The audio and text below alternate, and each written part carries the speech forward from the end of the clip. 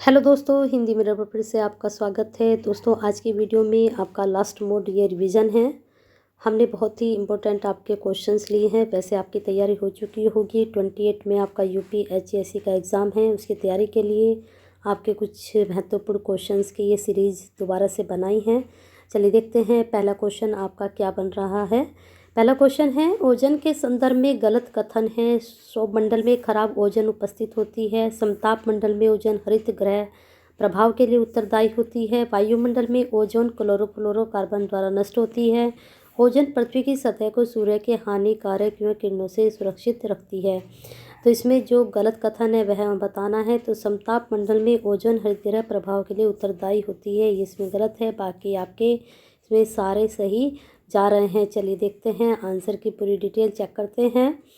सौरमंडल में खराब ओजोन प्रदूषक के रूप में पाई जाती है, अर्थात सौरमंडल के ओजोन को बुरी ओजोन भी कहा जाता है। यह ओजोन मानव निर्मित कारकों जैसे आंतरिक दहन, इंजनों, औद्योगिक उत्सर्जन और बिजली संयंत्रों के कारण होने वाले वायु प्रदूषण का परिणाम है। लेकिन यहाँ पर क्या बताया गया है कि हरित प्रभाव के लिए उत्तरदायी होती है। ओजोन परत पृथ्वी के समताप मंडल स्ट्रेटोस्फीयर के निचले भाग में पृथ्वी की सतह के ऊपर लगभग 10 किलोमीटर से 50 किलोमीटर की दूरी पर पाई जाती है। यह सूर्य की अल्ट्रावायलेट किरणों को पृथ्वी तक आने से रोकती है। तो कहाँ पाई जाती है? निचले भाग में पृथ्वी की सतह के ऊपर लगभग 10 किलोमीटर से 50 किलोमीटर की दूरी तक। ठीक है, तो ये इसका आंसर जा रहा है और पूरी डिटेल आपको दे दी गई है। चलिए अगला प्रश्न चेक करते हैं। उच्च न्यायालय के न्यायाधीशों की नियुक्ति की सिफारिश करने से पूर्व भारत के मुख्य न्यायमूर्ति को कितने ज्येष्ठतम न्यायाधीशों से सलाह मशवरा करना होता है? उच्च न्यायालय के जो न्यायाधीशों की नियुक्ति होती है उससे पहले जो मुख्य न्यायमूर्ति होते हैं उन्हें कितने ज्येष्ठ यानी कि बड़े न्यायाधीशों से सलाह मशवरा करना होता है? 2 से, 4 से, 3 से, 5 से। तो सोच लीजिए कितने न्यायाधीशों से वे सलाह मशवरा करते हैं। तो चलिए चेक करते हैं डिटेल इसकी। तो इसका आंसर जाएगा 4, 4 न्यायाधीशों से। देखते हैं क्या डिटेल है। 124 टू उच्चतम न्यायालय के न्यायाधीशों की नियुक्ति राष्ट्रपति करता है। मुख्य न्यायाधीशों की नियुक्ति राष्ट्रपति अन्य न्यायाधीशों व उच्च न्यायालयों के न्यायाधीशों की सलाह के बाद करता है। मुख्य न्यायाधीश के अतिरिक्त अन्य न्यायाधीशों की नियुक्ति के मुख्य न्यायाधीश का परामर्श आवश्यक है। उच्चतम न्यायालय के न्यायाधीश की नियुक्ति की प्रक्रिया में अनुच्छेद 124 भाग 2 मुख्य न्यायाधीश के अलावा अन्य न्यायाधीशों की नियुक्ति में उच्चतम न्यायालय के 4 वरिष्ठ न्यायाधीश के बहुमत से सहमति आवश्यक होती है। मुख्य न्यायाधीश के परामर्श आवश्यक है। बहुत ही अच्छी जानकारी आपको मिली है। ये पूरा आंसर अच्छे से पढ़ लीजिए, यहाँ से प्रश्न आपका बन सकता है। चलिए आगे चलते हैं प्रश्न पर। संविधान के अनुच्छेद 355 में आपात की किन दशाओं का उल्लेख है? अनुच्छेद 355 के बारे में पूछा गया है और आपात की दशाओं के बारे में। युद्ध एवं सशस्त्र विद्रोह, बाह्य आक्रमण व सशस्त्र विद्रोह, युद्ध व आंतरिक अशांति, बाह्य आक्रमण व आंतरिक अशांति। तो इसका आंसर आपका जाएगा बी, बाह्य आक्रमण व सशस्त्र विद्रोह। चलिए देखते हैं डिटेल इसकी। भारतीय संविधान का अनुच्छेद 355 संघ का यह कर्तव्य है कि बाह्य आक्रमण व सशस्त्र विद्रोह में प्रत्येक राज्य की रक्षा करे। मूल संविधान में सशस्त्र विद्रोह के स्थान पर आंतरिक अशांति शब्द का प्रयोग हुआ था, लेकिन 44वां संविधान संशोधन अधिनियम 1978 द्वारा सशस्त्र विद्रोह शब्द जोड़ा गया था। तो ये प्रश्न इतना सा भी आपका बन सकता है कि जो ये शब्द है सशस्त्र विद्रोह वाला, ये कौन से संशोधन द्वारा जोड़ा गया है, और इस तरह से भी आपका प्रश्न बन सकता है। नेक्स्ट क्वेश्चन पर चलते हैं। ज्ञानवाणी है क्या है? ज्ञानवाणी के बारे में बताना है। उपग्रह आधारित Doordarshan channel, FM radio channel का एक नेटवर्क, व्यक्ति टीवी चैनल का एक नेटवर्क, मनोरंजन चैनल का नेटवर्क। तो ज्ञानवाणी के बारे में बताना है। सोच लीजिए आंसर इसका। तो ये बनेगा आपका एफएम रेडियो चैनल नेटवर्क। यहाँ पर इसकी पूरी डिटेल है, देखते हैं। ज्ञानवाणी एफएम रेडियो की शुरुआत वर्ष 2001 में भारत में एक एजुकेशन नेटवर्क के तौर पर की गई थी। ज्ञानवाणी के तहत देशभर के सभी एफएम रेडियो के तौर पर की गई। ज्ञानवाणी के तहत देश के भर के सभी एफएम रेडियो चैनल लगभग 60 किलोमीटर एरिया प्रत्येक एफएम रेडियो स्टेशन और आसपास के ग्रामीण क्षेत्र कवर करते हैं। यह FM radio network local level पर स्टूडेंट के साथ अन्य सभी श्रोताओं की एजुकेशनल, सोशियो कल्चरल आवश्यकताएं पूरी करता है। इस एफएम चैनल पर स्टूडेंट केवल के लिए इंग्लिश, हिंदी संबंध, रीजनल लैंग्वेज में लोकल बेस्ड प्रोग्राम प्रसारित किए जाते हैं। तो ज्ञानवाणी के बारे में आपको संपूर्ण जानकारी मिल चुकी है, लेकिन इसका सन जरूर याद रखिए कि ज्ञानवाणी एफएम रेडियो की शुरुआत 2001 में की गई थी, क्योंकि ये प्रश्न ऐसे ही बनता है और यहाँ वैसे पूरी जानकारी है लेकिन सन जरूर इसका पूछा जाता है। चलिए आगे देखते हैं प्रश्न। भारत में माध्यमिक शिक्षा अभियान RMASA यानी कि आपका को किस वर्ष में आरंभ किया गया था? राष्ट्रीय माध्यमिक शिक्षा, ठीक है, 2007, 2009, 2008, 2010। तो राष्ट्रीय माध्यमिक शिक्षा अभियान, ये आपके नेट के सिलेबस के अकॉर्डिंग बहुत अच्छा प्रश्न है और ये पूछा जाता है। ज्ञानवाणी के बारे में भी बहुत पूछा जाता है प्रश्न। चलिए इसका आंसर आपका सी जा रहा है 2009। राष्ट्रीय माध्यमिक शिक्षा अभियान 2009 में शुरू किया गया। माध्यमिक शिक्षा के सार्वजनिक अभियान की मूल भावना क्या रही? इसमें रही 14 से 18 वर्ष के सभी बालक व बालिकाओं की गुणवत्तापूर्ण शिक्षा एवं मुहैया कराई जाए। इस योजना को प्रभावी रूप देने के लिए राजस्थान सरकार ने 3 सितंबर या 3 सितंबर 2009 को राज्य स्तर पर राजस्थान माध्यमिक शिक्षा परिषद का गठन कर अपना संकल्प व्यक्त किया। राजस्थान माध्यमिक शिक्षा परिषद का मुख्यालय शिक्षा संकुल जयपुर में है, ठीक है, इसके बारे में भी यहाँ पर दे दिया गया है। नेक्स्ट क्वेश्चन, सर्व शिक्षा अभियान भारत के संविधान में किस संशोधनों द्वारा अनिवार्य किया गया? ठीक है, यहाँ पर SSA के बारे में पूछा गया है। नीचे था ऊपर था आपका माध्यमिक राष्ट्रीय माध्यमिक शिक्षा अभियान, यहाँ पर क्या है? सर्व शिक्षा अभियान। तो सर्व शिक्षा अभियान का संशोधन जो अनिवार्य किया गया वो 86 संशोधन के द्वारा किया गया। चलिए डिटेल चेक करते हैं। सर्व शिक्षा अभियान ये भी नेट के सिलेबस में इम्पोर्टेंट बनता है, इसको भी याद कर लीजिए। सर्व शिक्षा अभियान ऐसे समय समय पर प्राथमिक शिक्षा के सार्वभौमिकरण की उपलब्धि के लिए भारत सरकार का एक प्रमुख कार्यक्रम है। जैसा कि 86वें संशोधन द्वारा अनिवार्य रूप से 6 से 14 वर्ष के बच्चों को निःशुल्क और अनिवार्य शिक्षा प्रदान करने का एक मौलिक अधिकार है। मानव संसाधन विकास मंत्रालय शिक्षा मंत्रालय SS कार्यक्रम को कार्यान्वित करती है, जो 2000 से 2001 से SSA परिचालन कर रहा है। बहुत अच्छी जानकारी और UPSC के साथ साथ नेट के लिए भी। नेक्स्ट क्वेश्चन देखते हैं। शैक्षिक सेवाओं के लिए समर्पित भारत का पहला उपग्रह है कलाम सैट 5 प्रथम स्वयंवन एडुसेट। तो जो शैक्षिक सेवाओं के लिए समर्पित भारत का पहला उपग्रह है वह है एडुसेट। यहाँ पर देखते हैं इसका आंसर, यहाँ D EDUSAT. EDUSAT G3 set 3 को एडुसेट के रूप में जाना जाता है। पाठशाला स्तर पर उच्च शिक्षा तथा सुदूर शिक्षा के लिए बना है। यह पहला समर्पित शिक्षा उपग्रह है जो देश भर में शैक्षणिक सामग्री के विषय वितरण के लिए कक्षा को उपग्रह आधारित 2 तरफा संचार उपलब्ध करता है। ठीक है, बहुत अच्छी जानकारी बन सकता है एग्जाम में। मैं कहा ना कि आपके लिए बहुत ही अच्छे प्रश्न हैं ये। लास्ट मोड रिवीजन है आपका। बच्चों के लिए मुफ्त व अनिवार्य शिक्षा कानून 2009 के निम्नलिखित में से किस भाग को बच्चों के लिए निःशुल्क एवं अनिवार्य शिक्षा कानून 2019 द्वारा संशोधित किया गया? भाग 16, भाग 15, भाग 17 और भाग 14।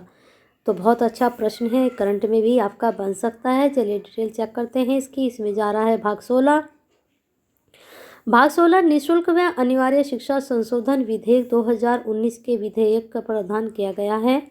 8वीं कक्षा तक के सभी छात्रों को भी परीक्षा में योग्यता के आधार पर उत्तीर्ण किया जाएगा। अभी तक की नो डिटेंशन नीति के अनुसार 8वीं कक्षा तक के छात्रों को अनुत्तीर्ण नहीं किया जा सकता था। नए कानून में किसी को विद्यालय से बाहर करने का प्रावधान नहीं है, बल्कि इससे बच्चों में प्रतिस्पर्धा बढ़ेगी और बेहतर परिणाम सामने आएंगे। तो ये सारी डिटेल है भाग 16 के बारे में। चलिए अगला प्रश्न देखते हैं। 11वीं एवं 12वीं पंचवर्षीय योजना में मॉडल स्कूल हेतु केंद्र सरकार व राज्य सरकार की वित्तीय भागीदारी का अनुपात क्या था? 50-50, 60:40 या 40, 70:30 या 75:25। तो इसमें आंसर जो जाएगा 50-50, दोनों का ही 50-50 रहा। यहाँ पर देखते हैं डिटेल। 11वीं पंचवर्षीय योजना अवधि के दौरान केंद्र सरकार का जो रेशो था वह 75-25 अनुपात के बराबर पर राशि उपलब्ध कराई गई। इस बंटवारे का तरीका 12वीं पंचवर्षीय योजना अवधि के अवधि में केंद्र और राज्य के सरकार के बीच 50-50 के अनुपात में हो गया। विशेष श्रेणी में आने वाले राज्यों के लिए यह अनुपात 90:10 का है। ये भी अच्छे से पढ़ लीजिए।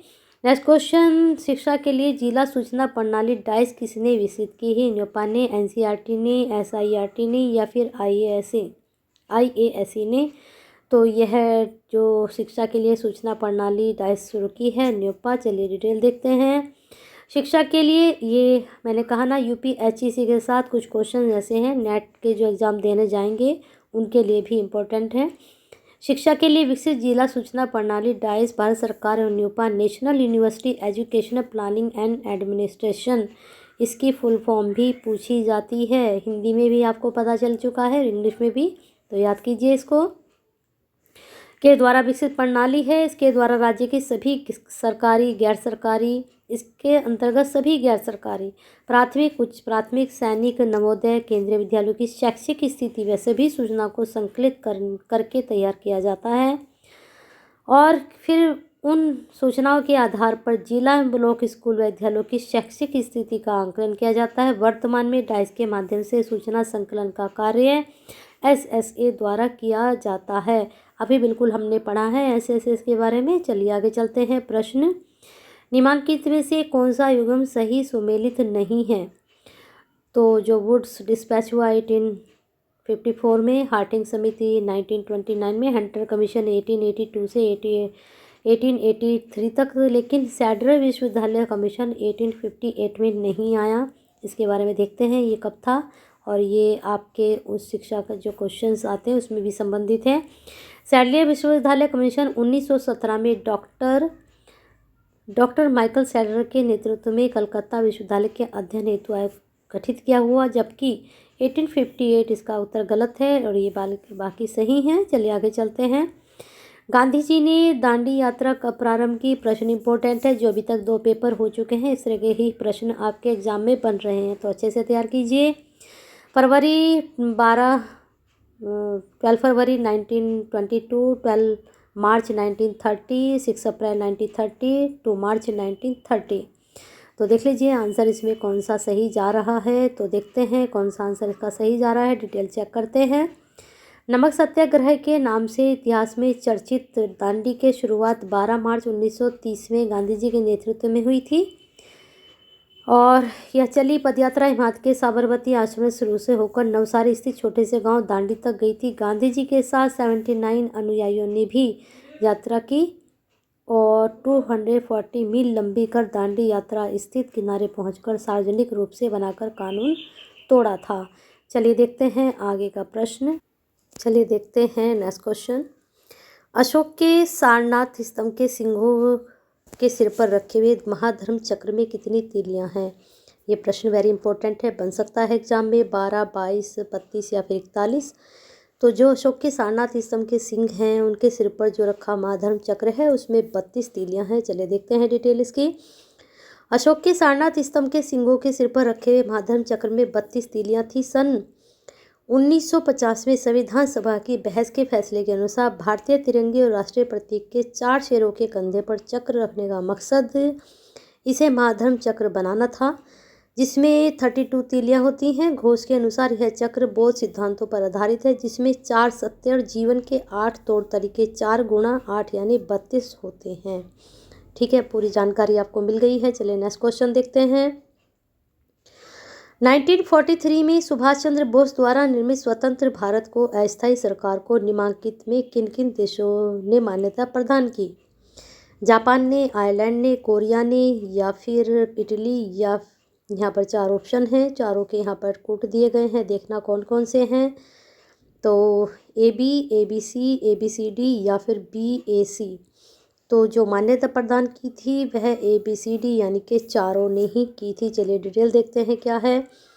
21 अक्टूबर 1943 में सुभाष चंद्र बोस द्वारा निर्मित स्वतंत्र भारत की अस्थायी सरकार को 7 देशों ने तुरंत मान्यता दी थी, जिसमें Germany, Japan, Philippines, Korea, Italy, Manchukuo island शामिल थे। जापान ने अंडमान निकोबार द्वीप इस स्वराज्य द्वीप रखा गया था। ठीक है, अब इसकी पूरी डिटेल है और देख लीजिए किस तरह का सुभाष चंद्र बोस जी का व्यक्तित्व था। चलिए आगे देखते हैं।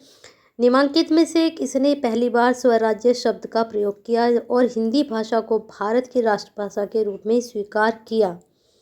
राजा राम मोहन राय, स्वामी दयानंद सरस्वती, स्वामी विवेकानंद या फिर बाल गंगाधर तिलक? तो स्वराज में जितनी भी वीडियो बना चुकी हूँ, स्वराज्य संबंधित में क्वेश्चंस लेकर आती हूँ और यहाँ से प्रश्न बनता ही है। तो मैंने कह रखा कि जहाँ भी स्वराज शब्द का संबंधित आए तो आप बाल गंगाधर तिलक यानी कि बीजी तिलक को आँख बंद करके लगा सकते हैं। डिटेल देख लीजिए। लेकिन यहाँ पर आपका स्वामी दयानंद सरस्वती आएगा, क्योंकि इन्होंने कहा है कि किसने पहली बार स्वराज शब्द का प्रयोग किया। तो सबसे पहले दयानंद सरस्वती जी ने प्रयोग किया था। इन्होंने कहा था स्वराज मेरा जन्मसिद्ध अधिकार है। लेकिन यहाँ किससे संबंधित है? यह संबंधित है हिंदी भाषा को भारत की राष्ट्रभाषा के रूप में स्वीकार किया। ठीक है, स्वामी दयानंद सरस्वती हैं। यहाँ पर डिटेल है इसकी, देख लीजिए। स्वामी दयानंद सरस्वती ने ही सबसे पहले स्वराज शब्द का प्रयोग किया। उन्होंने ही सबसे पहले हिंदी को राष्ट्रभाषा के रूप में स्वीकार किया और स्वराज्य को अपने कार्य के आधार के बनाया।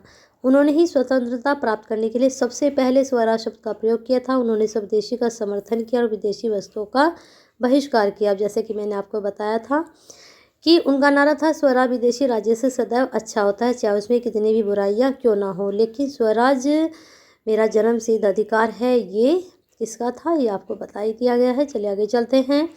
1857 के विद्रोह के प्रति मेवाड़ के महाराणा की क्या नीति थी? विद्रोह का समर्थन, अंग्रेजों के सहयोग, उदासीनता, विद्रोह को व्यवस्थित करने में सक्रिय भूमिका। तो अच्छा प्रश्न है और आपके सिलेबस के अकॉर्डिंग बिल्कुल सेट है ये। तो चलिए देखते हैं इसकी डिटेल क्या है। 1857 के विद्रोह के प्रति मेवाड़ के महाराणा स्वरूप ने अपनी सेना विद्रोह को दबाने के लिए अंग्रेजों के सहयोग के लिए भेजी। उधर महाराणा के संबंध में न तो अपने सरदारों से अच्छे थे और न ही कंपनी सरकार से, तो अंग्रेजों के सहयोग को। ठीक है, नेक्स्ट क्वेश्चन है। निम्नलिखित में से किसने यंग इंडिया में लिखा कि 1857 की क्रांति राजनीतिक तथा राष्ट्रीय दोनों थी? तो जल्दी से देख लीजिए। महात्मा गांधी, सरदार पटेल, लाला लाजपत राय या सुभाष चंद्र बोस? तो यंग इंडिया आपको पता है, इसमें राजनीतिक राष्ट्रीय दोनों ने 1857 की क्रांति राजनीतिक तक राष्ट्रीय दोनों थी, यंग इंडिया में लिखा था लाला लाजपत राय ने। लाला लाजपत राय ने यंग इंडिया में लिखा है कि 1857 की क्रांति राजनीतिक तथा राष्ट्रीय दोनों थी। अमेरिकी प्रवास के दौरान उन्होंने यंग इंडिया और इंग्लैंड प्रवास के दौरान डेटा टू इंडिया जैसे विख्यात पुस्तकें लिखी। 2 पुस्तकें आपको इनकी पता चल चुकी हैं कि इसकी लाला लाजपत राय की, और 1 जुलाई 1925 में पीपुल्स साप्ताहिक का प्रकाशन किया तथा उसके संस्थापक बने। यह साप्ताहिक पत्र इतना प्रभावशाली था क्योंकि अन्य समाचार इसके लेख प्रकाशित करते थे। तो 3 चीज़ें आपको एक साथ इसमें पता चल गई, एक तो इनकी पुस्तकों के बारे में और इनके प्रकाशन जो उन्होंने निकाला है तो उसके बारे में भी।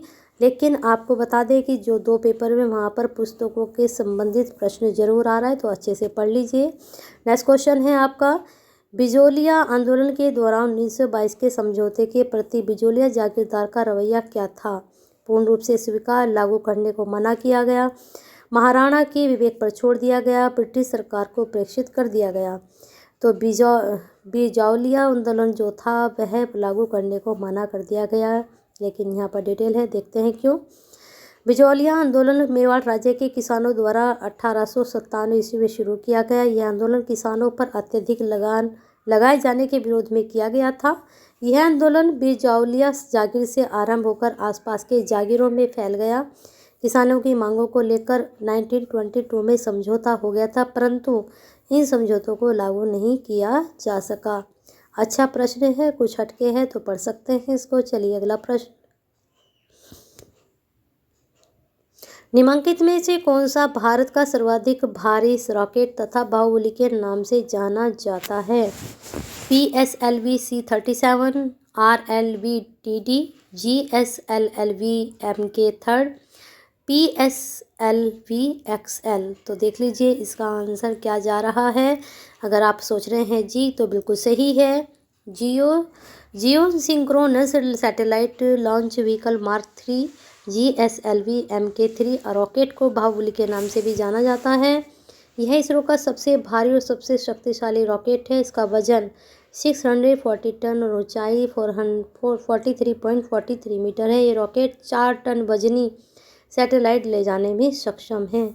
तो चलिए देख लेते हैं, इसकी भी डिटेल हो गई है। अगला प्रश्न, INS अरिहंत है क्या? विमानवाहक योद्धपोत, परमाणु पनडुब्बी, फ्रिगेट या फिर युद्धपोत? तो INS अरिहंत जो है परमाणु पनडुब्बी है। चलिए देखते हैं डिटेल इसकी। भारतीय नौसेना पोत INS अरिहंत परमाणु शक्तिशाली भारत की प्रथम पनडुब्बी है। इसका निर्माण पोत निर्माण केंद्र विशाखापट्टनम द्वारा किया गया। इसको बनाने के बाद भारत छठा देश बन गया है जिसके पास इस प्रकार की पनडुब्बियां हैं। अन्य 5 देश कौन से हैं? अमेरिका, रूस, चीन, ब्रिटेन तथा फ्रांस। प्रश्न अच्छा है, चलिए आगे देखते हैं। देखिए पुस्तक से संबंधित लेखा प्रश्न आ चुका है। मैं कह रही हूँ प्रश्न बन रहे हैं। पुस्तक 21 लेसन्स फॉर 21 सेंचुरी के लेखक हैं फ्रांसिस फुकुयामा, युवाल नोवा हरारी, थॉमस फ्रीडमैन, एरिक हॉब्सबॉस। तो इसके जो लेखक हैं वे युवाल नोवा हरारी हैं। चलिए देखते हैं डिटेल इसके बारे में। पुस्तक 20 लेसन्स फॉर 21 सेंचुरी के लेखक युवाल नोवा हरारी हैं। इजराइल के एक इतिहासकार हैं। यरूशलेम के हिब्रू विश्वविद्यालय में इतिहास विभाग में प्रोफेसर हैं। नेक्स्ट क्वेश्चन, कि संविधान संशोधन द्वारा सशस्त्र विद्रोह शब्द राष्ट्रीय आपातकाल की घोषणा के लिए संविधान में अंतः स्थापित किया गया। बिल्कुल जस्ट फर्स्ट या सेकंड क्वेश्चन आपका इससे संबंधित है, लेकिन यहाँ पर कुछ अलग हटकर आया है। चलिए देखते हैं। प्रश्न मैंने बिल्कुल अच्छे से समझाया था कि कौन से संशोधन द्वारा, इसको आप पढ़िए। ये प्रश्न 1 लाइनर में भी आपका बन सकता है। तो बिल्कुल सही आंसर सोचा आपने 44वां। तो बिल्कुल अभी आपको बताया गया था। तो इसका आंसर तो आपको डिटेल बताने की ज़रूरत नहीं है, फिर भी आप स्क्रीनशॉट लेकर इसका पढ़ सकते हैं। नेक्स्ट क्वेश्चन हम देखते हैं। संविधान के अनुसार संघीय मंत्रिपरिषद में मंत्री अपना पद धारण करते हैं प्रधानमंत्री के प्रसाद पर्यंत, राष्ट्रपति के प्रसाद पर्यंत, लोकसभा के अध्यक्ष के प्रसाद पर्यंत या राज्यसभा के सभापति के प्रसाद पर्यंत। तो जो संविधान के अनुसार संघीय मंत्रिपरिषद के जो मंत्री होते हैं वह अपना पद राष्ट्रपति के प्रसाद पर्यंत धारण करते हैं। चलिए डिटेल देख करते हैं।